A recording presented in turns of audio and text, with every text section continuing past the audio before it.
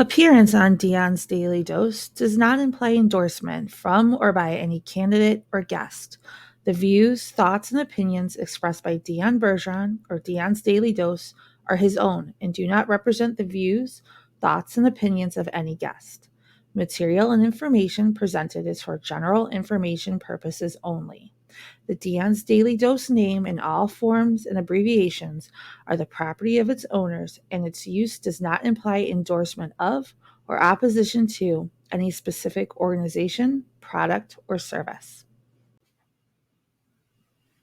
If you'd like to support the show, please visit our Patreon at patreon.com/Dion's Daily Dose. All right. Welcome, ladies and gentlemen, to another episode of Dion's Daily Dose. So today, huge developments. I have not actually watched the latest video, but there's something going on with Joe Biden, BidenGate. So there was this post earlier, right, where there was a link to a YouTube channel called Nabu Leaks, Nabu, right? And I'm like, what is this? Well, there's a press conference now where new facts of international corruption and external governance of Ukraine is the latest one. Before that was 2 hours ago that this was posted. And it's a press conference of the whole Biden, Poroshenko, which was the former president of Ukraine, just getting exposed, right? Apparently, all of their conversations about this whole Burisma deal and replacing the prosecutor, which has come up before, Hunter Biden, that whole thing. Apparently, that whole thing was recorded and is now live. I will give you the link for the channel. There's the link for the channel. Wow. I have not seen the whole new one 2 hours ago that was uploaded, but I watched a bunch of the ones from hours and hours ago. I think it was like 9 hours ago. I did see a bunch of those, and they are what they claim to be, as far as I can tell. It's straight up Joe Biden saying, hey, I want this prosecutor out of there. You'll get the $1 billion. And Poroshenko going, hey, he didn't do anything wrong. Victor Shokin is the name of the prosecutor. He's not corrupt. He didn't do anything wrong, but I'm going to get rid of him for you, Joe. It's nuts, guys. It really is. I highly recommend that you take a look at it. But I'm gonna play you a short clip. I might end up with a copyright issue, but we're gonna watch a couple of these real quick. Let me get the really long one. I'm not gonna play the hour one.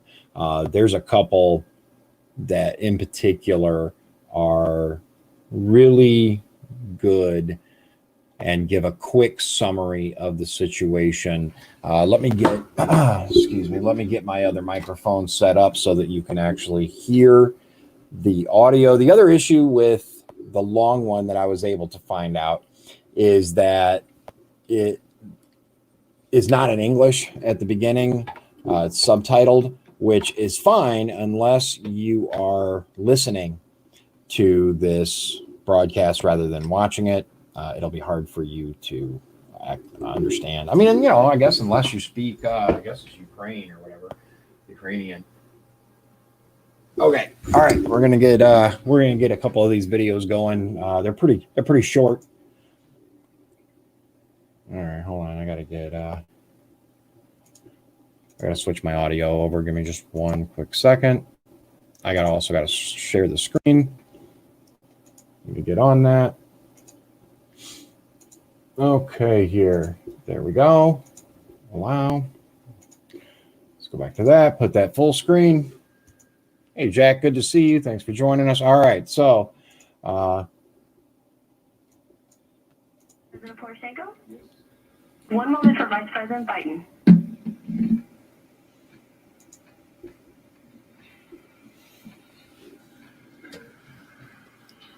Introducing President Poroshenko. Hey, Mr. President Joe Biden, how are you? Very well indeed. All the time when I hear your voice, it's a great pleasure for me.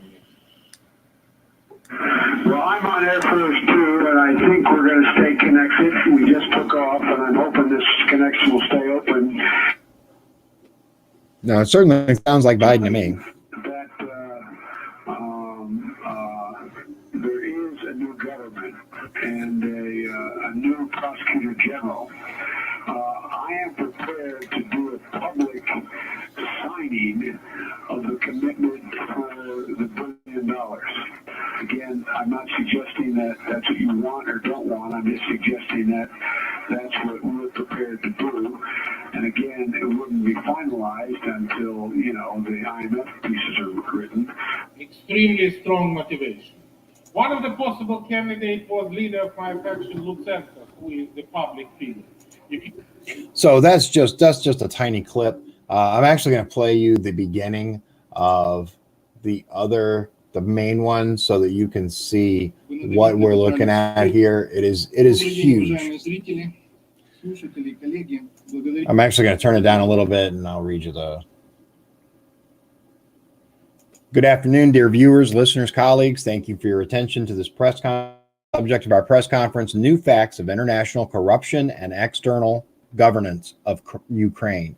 What will be made public at the press conference today? We will unveil recordings of telephone conversations with voices similar to those of Petro Poroshenko and Joseph Biden, testifying to the facts of international corruption and treason at the highest state level.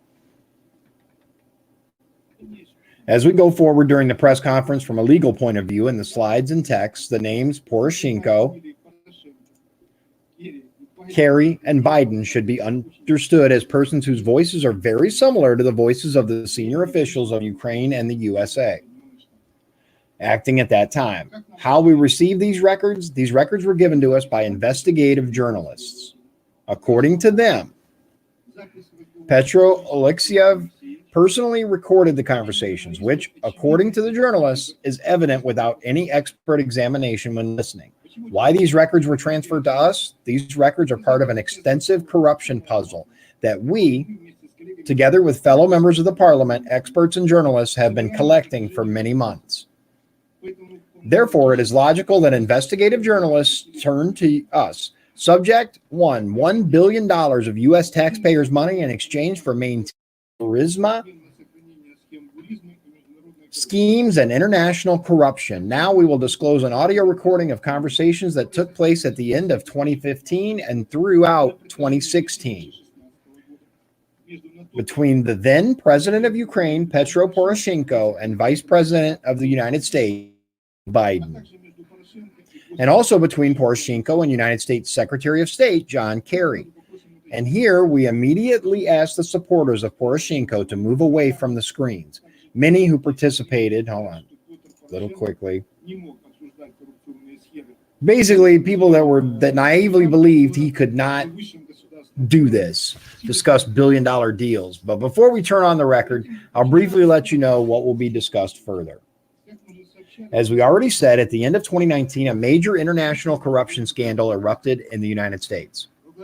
Former Vice President of the United States, Joe Biden, leads a massive corruption scheme.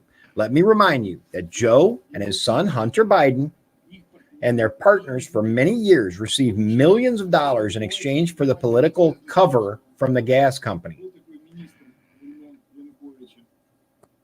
owned by Mykola Zlochevsky, a minister from the time of Yanukovych. Biden's son Hunter served on the board of directors of this company. Together with him, the money on the board of directors of Burisma was also received by a friend of the stepson of John Kerry, his assistant, Devin Archer. This slide shows these three guys. Why is it so important? Because the recording of conversations shows how Kerry, along with Biden, insisted on the dismissal of Prosecutor General Shokin, who investigated the Burisma case and eventually went after Biden's. John Kerry was supposed to test the waters regarding the possible dismissal of Shokin, which he did. on December 3rd, 2015. Let's listen.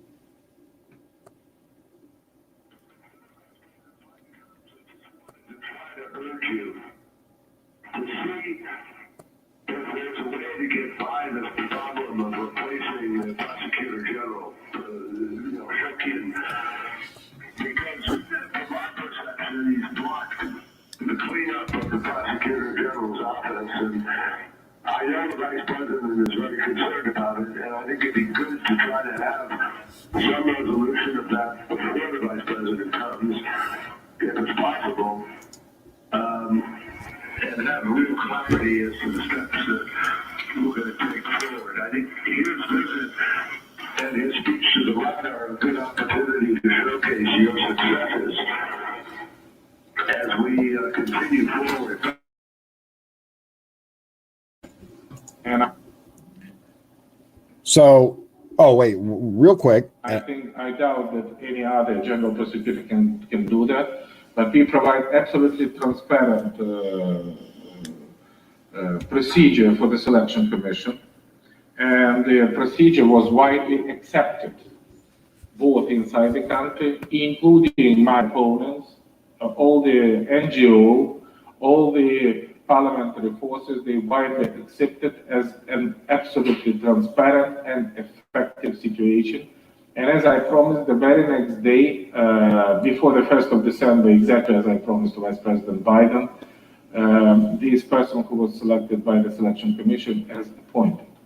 Now, all of us should understand that the Prosecutor General Office has no any opportunity under the law to make any cases against corruption, because it immediately goes already from the 1st of December, the day before yesterday, to the Corruption Bureau and the new Anti-Corruption Prosecutor Office. And I was very proud that Jean-Claude Juncker, Angela Merkel, François Hollande, and everybody welcomed it as a very strong position of Anti-Corruption Prosecutor and General Prosecutor Office.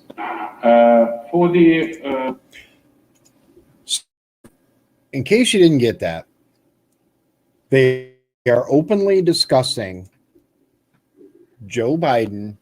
John Kerry set this up so that Joe Biden wanted the prosecutor replaced. It's a good video. It starts off kind of slow, but on this channel are all of the videos relating to it.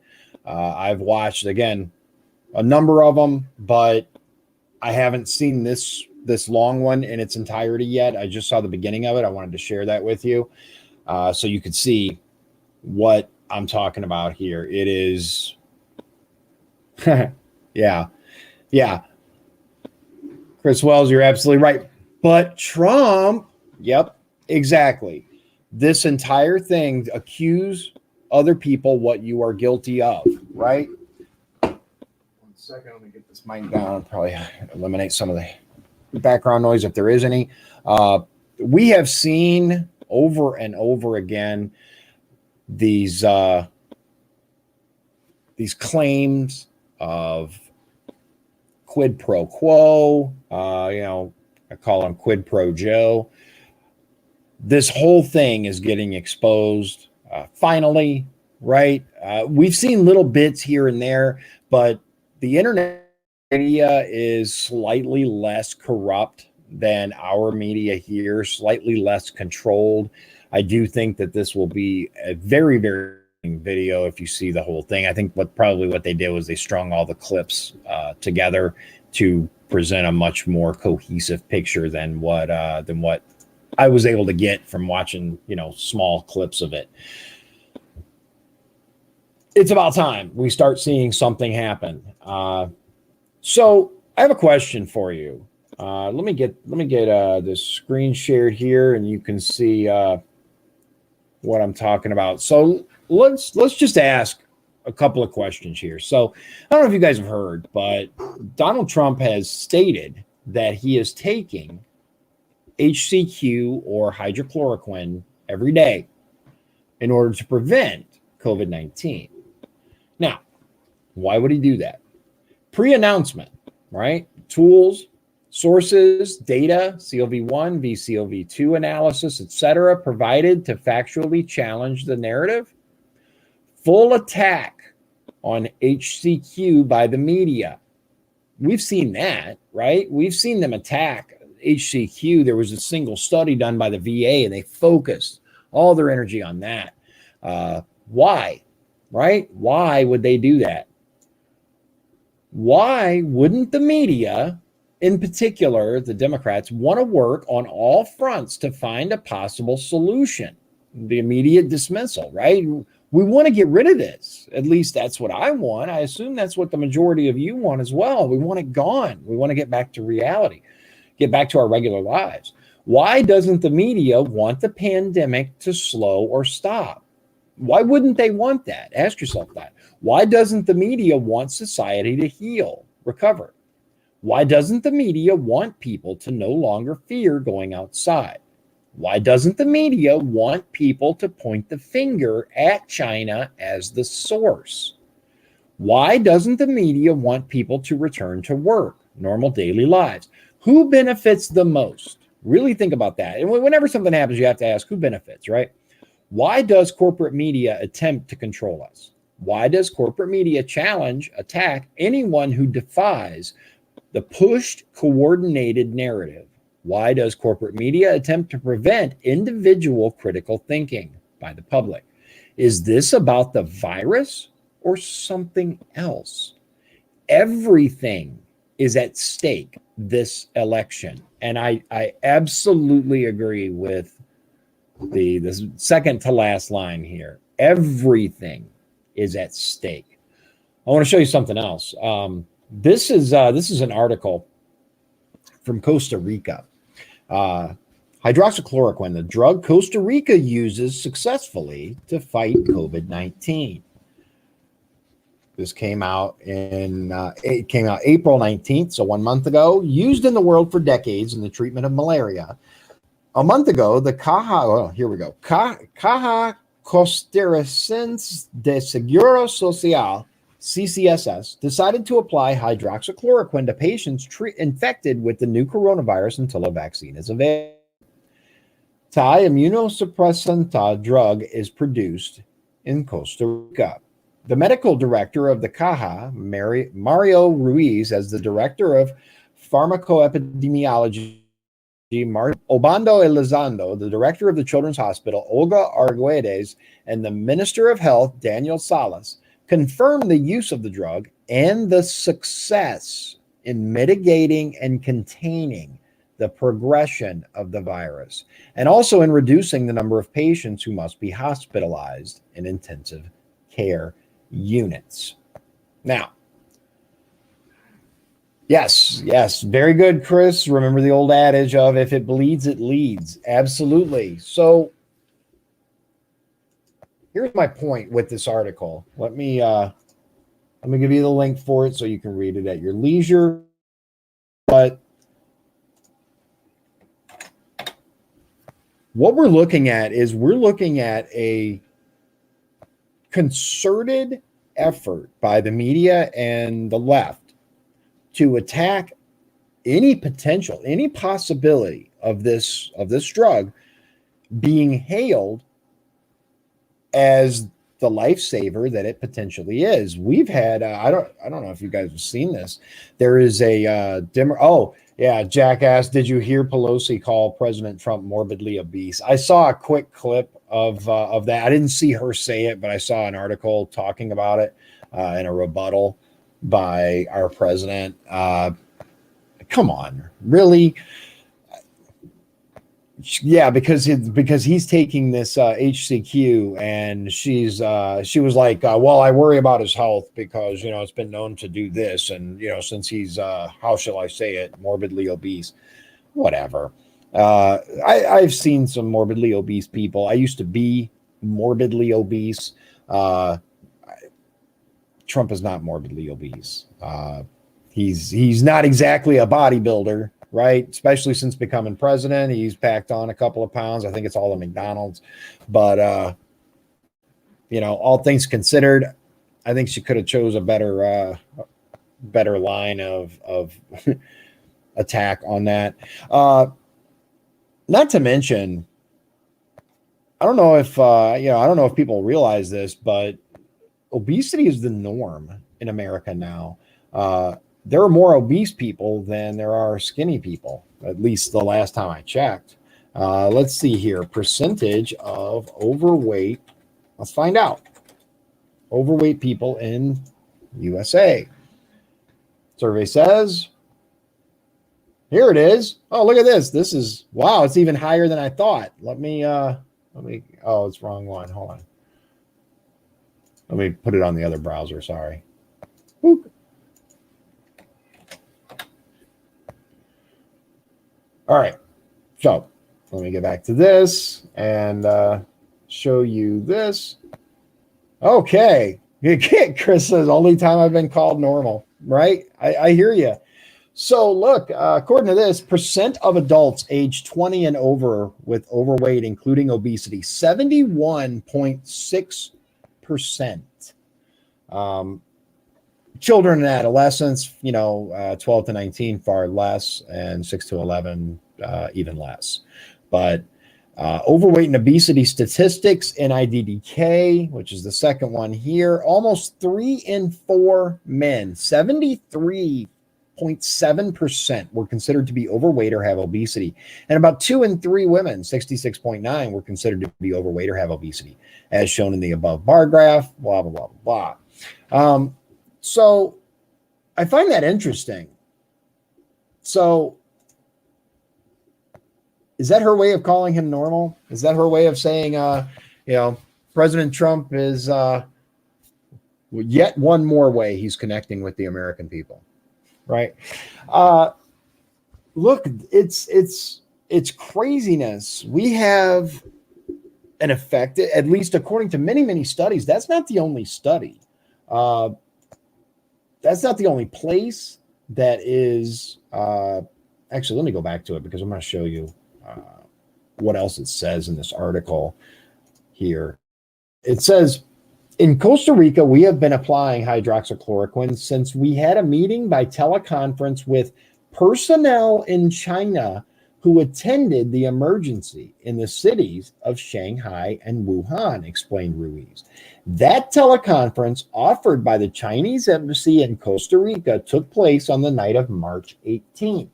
It included, among others, the Director General and the Director of Epidemiology of the Chinese Center for Disease Control and Prevention, briefly as the China CDC. So China itself told them, hey, we think this is going to help. We decided to ask for help from those who have gone through this. The experts from Shanghai and Wuhan gave us recommendations for patient management. We were told that it is key that a mild or moderate patient does not become severe. They explained that they used hydroxychloroquine for this, but never azithromycin, an antibiotic for respiratory infections, due to the associated cardiac complications, Ruiz said. In the group of 88 patients recovered up to Friday, April 7th, the use of this drug has allowed COVID-19 control tests to be negative, he added.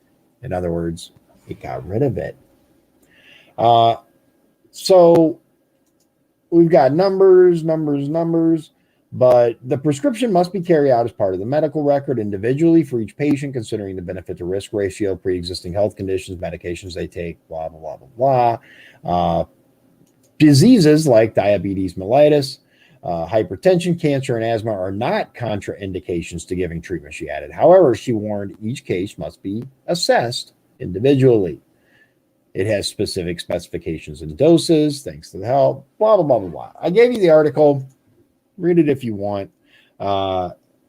Yeah. So let's see here.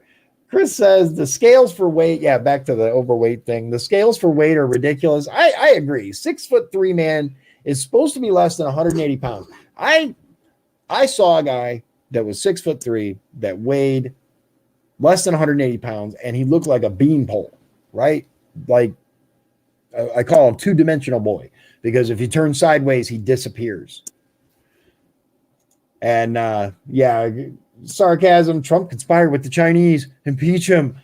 Sarcasm. Fine. I hear you. Look, we've got a concerted effort to throw shade on this treatment that now the president himself is taking. We have a lawmaker in Detroit that her own party, she was a Democrat, her own party has gone against her and told her, you can't get any endorsements from us anymore. We're not going to help you out. You're basically effectively blacklisted in the party.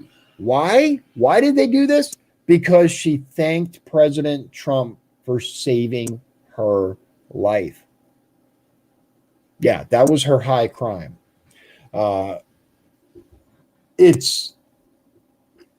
It blows my mind, people, that there are not more people that are waking up to this, because let's see here. I got to get her name now. I can't remember it. It was in Detroit. Maker thanks Trump. Here it is.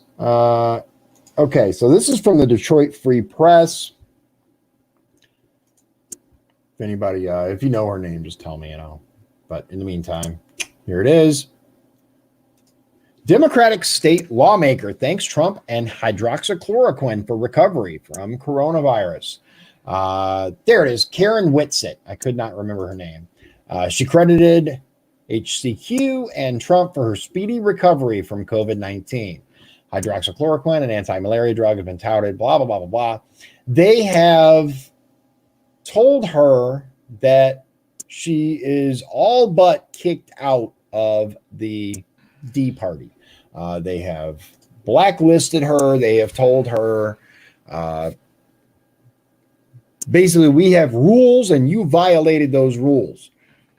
The big rule was the big violation, was saying, thank you for saving my life, Mr. President. I know. Horrendous, right? How dare she? How dare she? And of course, there is the Georgia state rep who had who had endorsed Donald Trump for president because of low unemployment in the Black community at the time, because of all the things that Donald Trump has done for minorities. And there were attacks on him. There were they basically tried to throw him out of the party, blacklisted him. He actually was going to quit altogether. He was going to resign, and it was such an outpouring of support that he stayed on. So the next thing that I want to talk about is SignGate2020, right? So today I went to go put a sign in someone's yard, and this is just a tiny portion of the actual story, but the ground was so soggy that it grabbed my shoe and it just held on to it. When I pulled my foot up, it sucked it right off my foot, and so I got mud and stuff all over my sock. What? They will. Liz said they will sing stories about you. Yes, I will go down in history as the man who got his sock wet. Look, it's not a big deal. But what is a big deal is there is more insanity on this whole SignGate thing going on. The gentleman who, remember, allegedly worked for the McDermott campaign, but was going around taking McDermott signs, right, babe? The guy who they said took McDermott signs was actually, according to the rumors, an undercover McDermott supporter. So then McDermott threw him under the bus in this video. There's like, oh, he stole my sign, blah, blah, blah, blah, blah. So, yeah. So other McDermott supporters, right, egged this guy's house, his car. This part is supposed, like, we know that this happened because people were talking all about it, right?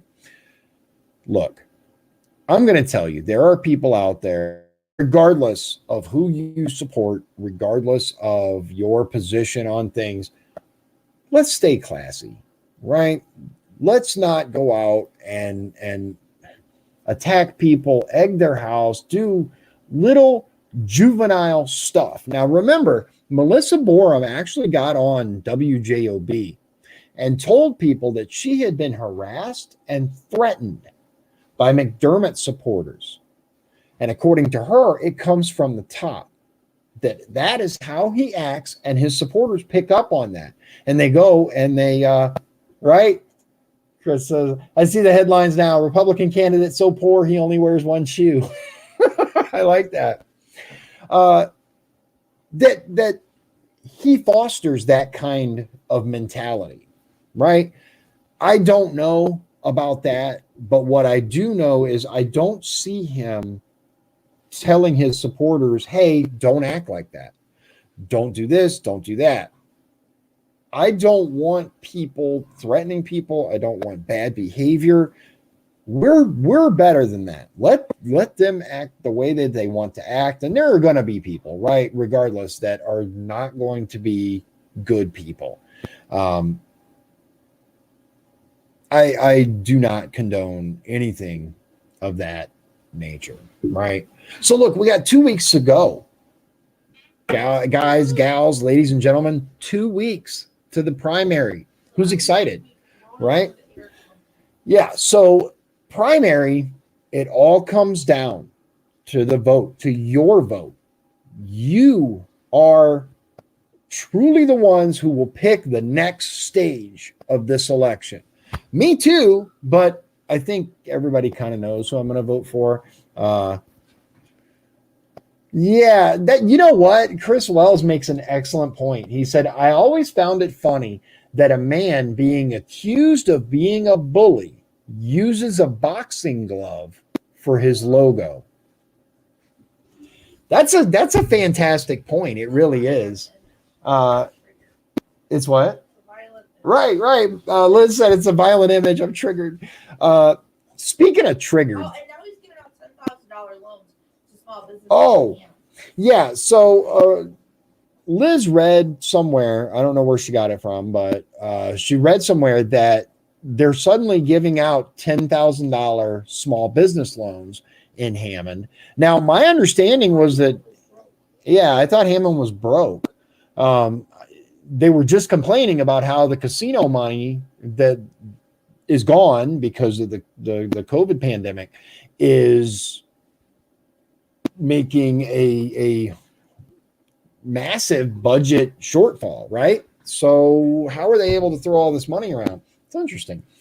I wonder where it comes from and what it's being used for and stuff like that. Now, I want to clarify my whole losing my shoe thing was to emphasize how bad the flooding is getting in Northwest Indiana. There are people whose backyards are underwater. There are people whose basements are getting flooded. What do you think the solution is? What sort of infrastructure improvements can we make in Northwest Indiana to help to prevent these types of problems in the future? I mean, we had on Lake Michigan, Beverly Shores, Long Beach area by Michigan City, there were massive sections of the beach that are just crumbling into the water. There are people's homes that are just, the foundations are giving way because of all the flooding. Stuff is just given out. They're trying to put these massive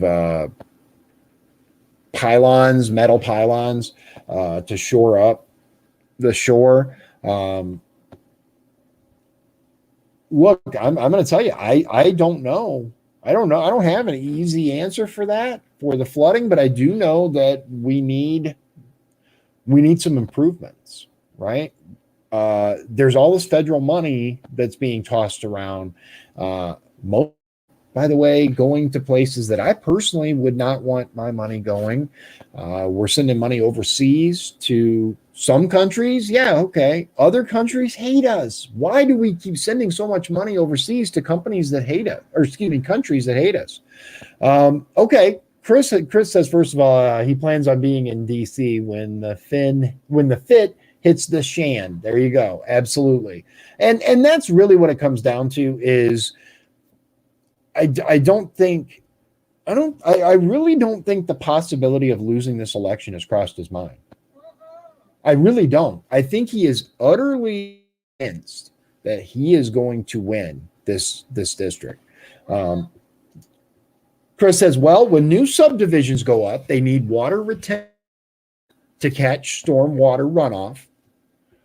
Also, we need to update our outdated storm sewer networks. I definitely think that we need some upgrades on the networks. They are insufficient for especially the massive amount of rainfall that we're seeing lately. And there's more coming, right? Rain forecast. Let's see what we're looking at here. At least for this area, it's supposed to rain again on Monday and Tuesday. It looks like. How much more of this can we take? How much more of this can we take? There are already people that are experiencing foundation issues from the nonstop flooding. There are people whose basements and even ground floor are starting to have standing water. It's not good. It's not good. We need definitive plans at how to improve the runoff situation here. Water retention, sewer networks, stuff like that. Unfortunately, the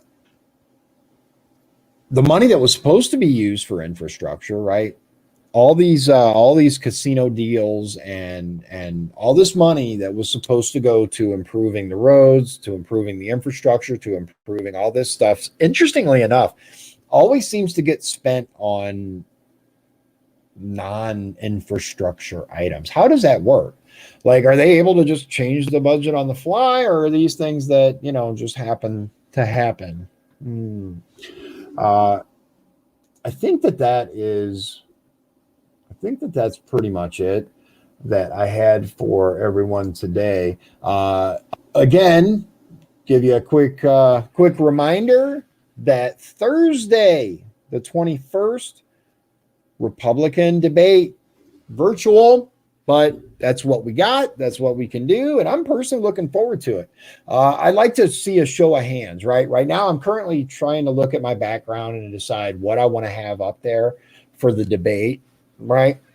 Do you think, because Liz and I were talking about this, do you think that Donald Trump should be moved out, right? Or left? Her point was maybe some of the more Trump loving people might see it as some form of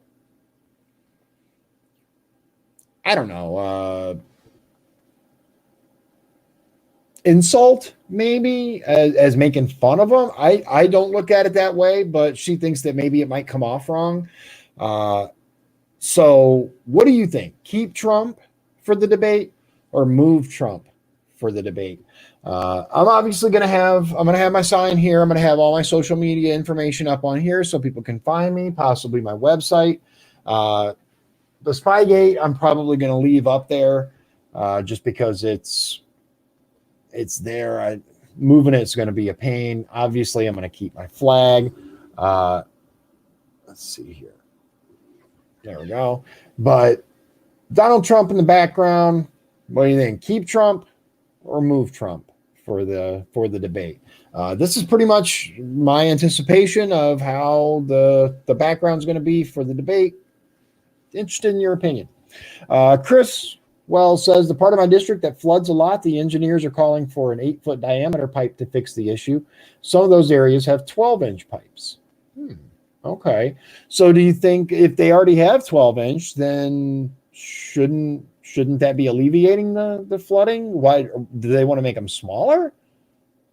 Or is your area have less than that already and they're trying to make it bigger? I want to make sure I know the part of my district that floods a lot. The engineers are calling for an 8-foot diameter pipe to fix the issue. Some of those areas have 12-inch pipes. So some of the areas have bigger than what they're calling for. Do you think? No, that pipe is a foot and they're calling for 8 feet. Oh, 8 feet. Sorry, 12-inch pipes. Yeah. Okay. I misread it. Yeah, 8-foot diameter. And some of them only have 12-inch pipes. Okay. Sorry. Yeah, that's probably a good idea. If it's only 12 inches, then what 1/8 the size would probably 8 times the size would make a I get it now. She explained to me while I was talking. She said inches, feet. I was like, yeah. All this is 1 foot. Right. Yeah. I got it. Right. Yes. Thank you. Now this is what I'm going to hear for the rest of the night. I know. Yeah. So if they only have 12-inch pipes currently, I can see why they are backing up. It would be, something has to be done for sure. We've got to get some areas modernized, especially with the record rainfall. It is what it is. It is what it is. I'm hoping. Yeah, it's all good. With that, I got it figured out. But let me know what you guys think, whether or not Trump should hang out or be moved. Her concern is that maybe some people might take it the wrong way. I don't know. I think he looks good. It's a good way to have my sign in the background. I'm thinking about maybe putting a second one underneath though, because it does kind of the bottom. I don't know. I was just wondering what you ladies and gentlemen thought. So we have the debate on Thursday, and Friday is the thing from the church that I talked about, St. Timothy's Church. And then apparently there's a public roundtable event on the 25th that is held by the same people. Politicking. Now, I don't know who they are. I'm not that familiar with them, but apparently they're doing or at least helped organize the St. Timothy one on Friday, and then they're doing a roundtable type event on Monday. And then I don't know of any more between then and the primary. I'm hoping to connect with some voters at some point this upcoming week, whether by phone, whether by in person. I haven't exactly figured that out yet. Let me ask you this, and this to everyone watching, whether now or later on, I'm really interested. If someone came to your door, a politician, right? Because whether I want to be or not, I'm a potential politician. And they came to your door to introduce themselves. Would your opinion of them, right, be positive, negative, or unchanged? I would love to go out and knock doors and meet people, but I'm worried about the optics. Not from me, but for them. I don't want to put people at risk. And I think wearing a mask is like, I don't know, some dude coming to my house with a mask on. I think social distancing might be fine though. If I stay far enough away, I don't know. What do you think? Knock on the door, move back. If they choose not to answer, that's of course up to them. I don't know. I'm throwing it around. The Republican Party, we talked about it during the Zoom meeting where they were like, obviously at this point, normally we'd be knocking doors. Yeah, Chris, that's kind of what we were thinking. He says optics would be too negative right now. That was kind of my concern, is because then it's like, oh, this person's actively, putting people at risk and da da da da da. And again, at the beginning of this, I had every intention. I was just going to drive around roadblocks, and I got all-wheel drive. But I don't know. I've invested a lot of my own money into this little setup here. For those of you that remember the very beginning of this, using the wife's laptop and just a blank wall behind me. I've invested a lot of time and a lot of money into getting this set up for you so that we could have these discussions. I think it's important. I know, yeah, and that's a fantastic point, Chris. He says it's a shame because knocking doors was so informative for me, even though I have lived in my district for 45 years. And that's the part that I really miss the most about doing the meet and greets, about going and door knocking, is getting to meet these people and learn about them. It's great that I get to share my message and tell them who I am and what I stand for, and all, give them my literature and all that stuff. But yeah, but during the course of going and knocking doors, I have met so many phenomenal people and learned about the plights that these people experience. There is a particular place in Portage that I went that is, these people are forgotten. They're dealing with issues, and no one comes to them. No one's been, knocking on their door to get their opinion or to care about what they have to say, what they think. And that was one thing that I was able to connect with people on and learn. This is what matters to me. It's great you're running for the first district, and I agree with most of what you say. But my issue is here. There's just so many local problems that need to be addressed, and so many wonderful people that you get to meet by going and knocking on doors, by having meet and greets in person and stuff like that. And it is an incredible shame.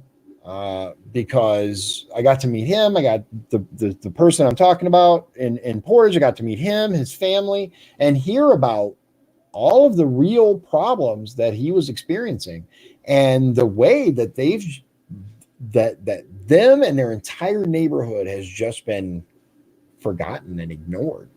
I was luckily able to get a little bit of information for them and get the ball rolling a little bit. Hopefully, I'm going to stay on top of it though, and make sure that the things that I was told are going to happen. But I agree with you, Chris, that it's really frustrating because everything is right in this election. It's not a normal election, not just for first district, but for any other candidate. Everything has just been flipped on its head. We've had to adjust. And look, some candidates have been able to adjust better than others. Luckily, I had some good advice to set up these live streams. Paul says, and Sue Lynch won't do anything. It is what it is. I do think there are a lot of problems with the current administration. Chris says the big candidates have call sheets and door sheets with past voting records, and they only walk doors of people who are likely to vote. I hit 90% of my houses twice. I wholeheartedly agree with you, Chris. That's part of the problem, ladies and gentlemen, is everything is so geared, right, to get that vote. These people aren't doing this because they give a damn about you. They're doing it to get your vote. They're coming and knocking on your door because you've been identified as someone who is likely to get them to the next step of said election. And unfortunately, that's what the game has become. It's what I was advised, because my initial plan right, was to go to all the areas that most candidates would never go to. The like Paul says, the trailer parks, the bad areas, the ones that most candidates don't want anything to do with, right?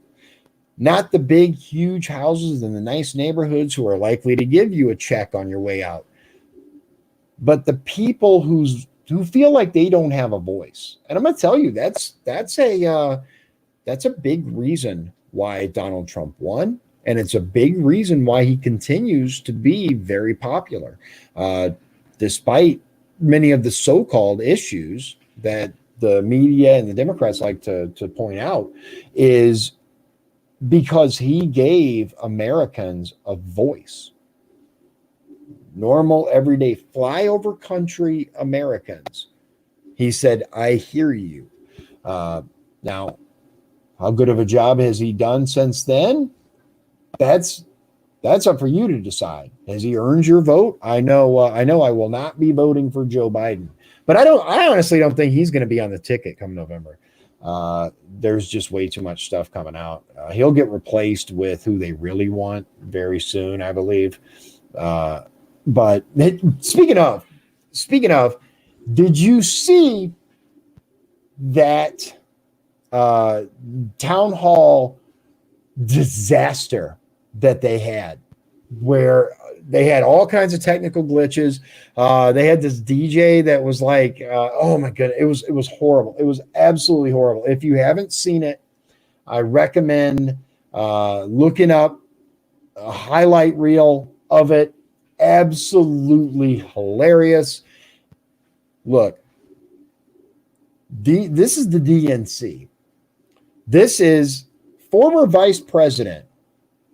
There are teams of people and millions of dollars, right, that they should be able to utilize to set up a stream that works. Now, I don't have any of that stuff. I don't have a big team working for me. I got a couple of people that help me. I have myself, right? I have my wife. I have a couple of people that help me with my campaign. Imagine, and I'm able to set up a stream that doesn't really lag out anymore. I upgraded my computer. I'm able to screen share. I'm able to do all that stuff. I'm able to speak to you, and it's not all glitchy and having issues. Imagine what I could do with the kind of team and money that the DNC has. Come on. There's no reason for it. Paul says to put bike paths in farming communities everywhere. Yeah, bike paths. That's well, he says bike baths, but I think he meant paths. Or maybe he did mean a bike bath. Let's all sign up for bike baths. I haven't decided yet what I'm going to do for tomorrow's stream. I'm still trying to get a couple of things ironed out. There are a couple of whistleblowers / very informative people that I would like to have on in order to bring attention to thing really needs to be brought attention to. And again, still trying to get the finance guy on. But if I don't hear from, if I'm not able to do either of those, now that I have a processor that allows me to bring up information, we will just start getting into the deficit and what types of effects it has and stuff like that. The United States is on a collision course, and we have to change our direction. We need to elect someone that truly means what they say about being for example, a fiscal conservative. We need to elect someone that says, oh, we're done spending money. We're done giving millions of dollars for these ridiculous studies. We're done sending billions of dollars overseas. We're done financing this and pouring trillions of dollars into defense contractors, because I'm not hearing that from other candidates. I'm hearing that, we need to be more responsible. But I don't hear candidates calling out defense contractors. I hear, oh, I support the military, but that's it, right?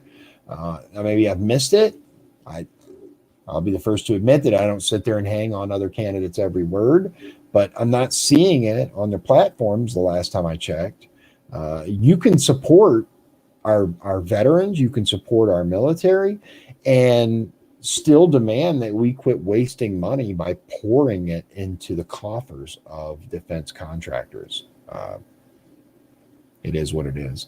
So I appreciate, yeah, that's okay, Paul. No worries. I kind of figured that's what you meant. So I will see you tomorrow, 7 o'clock. And just like always, God bless you and God bless the United States of America.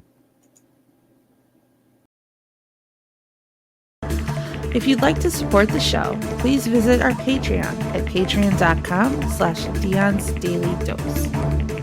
This has been Dion's Daily Dose, hosted by Dion Bergeron. Executive producers, Sean Holgram and Michael Beebe. Copyright 2020. Dion's Daily Dose, all rights reserved.